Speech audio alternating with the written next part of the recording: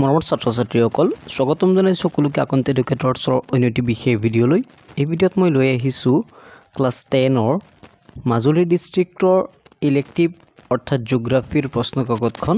ইয়াত থকা 1 নম্বৰীয়া প্ৰশ্নখিনি সমাধান কৰিম।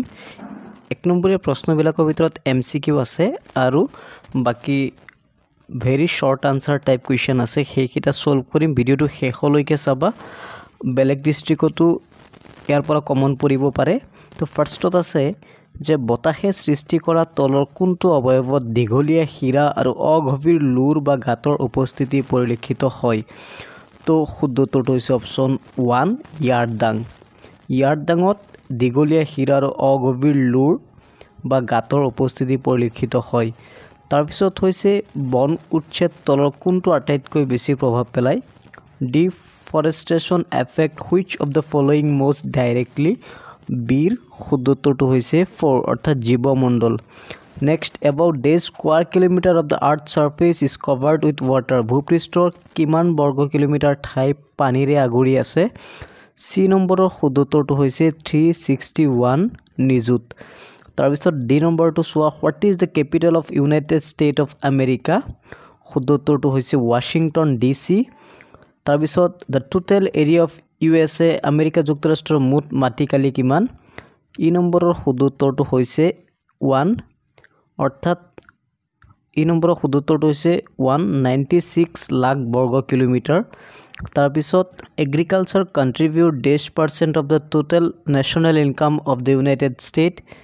শুদ্ধ উত্তৰটো হৈছে 2%। তাৰপিছত চাইবেৰিয়াত বাস কৰা আদিবাসী লোকসকলক কি বুলি জনা যায়। চাইবেৰিয়াত বাস কৰা আদিবাসী লোকসকলক ইয়াকুটছ বুলি জনা যায়। তাৰপিছত মহাদেশীয় হিমবাহ থকা এখন দেশৰ নাম কানাডা গ্ৰীণলেণ্ড।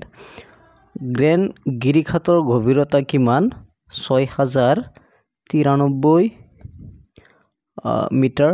তাৰপিছত টিটিকাকাও হ্ৰদ কোন মহাদেশত অৱস্থিত। দক্ষিণ আমেৰিকাত। এচিড বৰষুণ কি। যেতিয়া বায়ুমণ্ডলত ছালফাৰ ডাই অক্সাইড আৰু নাইট্ৰজেন ডাই অক্সাইড মিহলি হয় তেতিয়া এচিড বৰষুণৰ সৃষ্টি হয়। নেক্সট, আমেৰিকা যুক্তৰাষ্ট্ৰৰ কোনটো অঞ্চল কৃষি বলয়ৰ বাবে বেছি উপযোগী। কেলিফৰ্ণিয়া। তাৰপিছত 2 নম্বৰীয়া কুৱেশ্যনবিলাক চোৱা, ভূপ্ৰাকৃতিক গঠন অন্তঃস্থিত প্ৰক্ৰিয়া ভূমিকা কি। সেউজগৃহ গেছৰ নাম লিখিব লাগে। আমেৰিকা যুক্তৰাষ্ট্ৰৰ কৃষি বলয়সমূহ ভাগসমূহ মূল ভিত্তিসমূহ কি কি।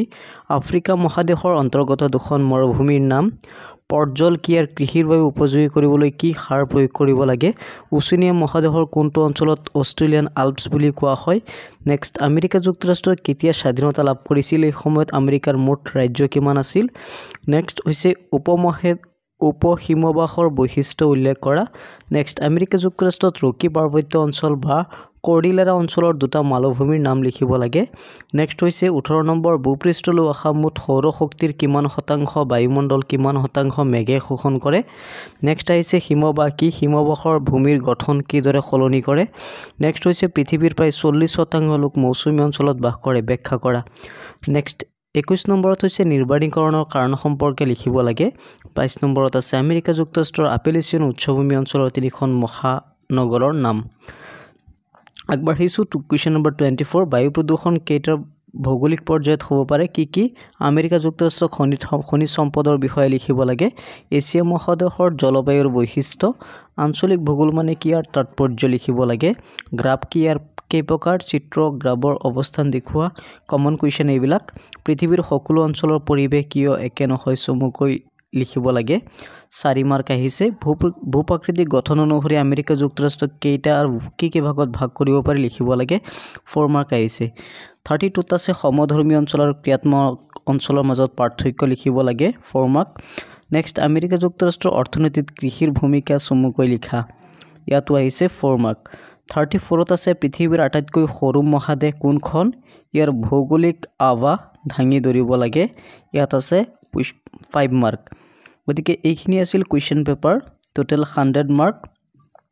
আৰু ইয়াৰ পৰা কুৱেশ্যন কিন্তু তোমালোকৰ অসমৰ যিবিলাক ডিষ্ট্ৰিক্টত জিঅ'গ্ৰাফি ইলেক্টিভ পৰীক্ষা হ'বলৈ বাকী আছে সেইবিলাক এক্সামত কিন্তু আহিব পাৰে, ৰিপিট আহিব পাৰে, ফাইনেলতো আহিব পাৰে। গতিকে কুৱেশ্যনবিলাক তোমালোকে শিকি দিবা আজিৰ কাৰণে বাৰু ইয়াতে সামৰিলোঁ ধন্যবাদ।